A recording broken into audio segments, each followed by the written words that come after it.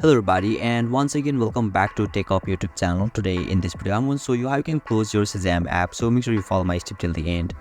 First of all, you need to open the settings and now you'll be able to see the interface on in the screen, where you need to scroll a little bit down unless you find the control center.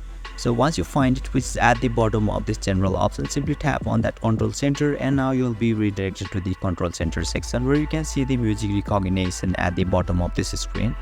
So what you need to do is you simply need to tap on the minus icon and you can see remove option pops out.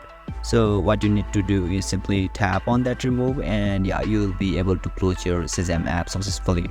So if you want to see a demo, then let me slide it from the top right corner and you can see there is no Shazam apps on the screen.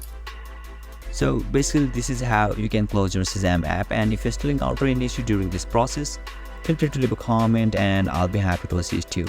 If you found this video helpful, please give it a thumbs up, and if you are new to this channel, make sure to hit the subscribe button and set the bell icon to on so that you can stay updated with our latest content. Thank you for watching and I'll see you next time.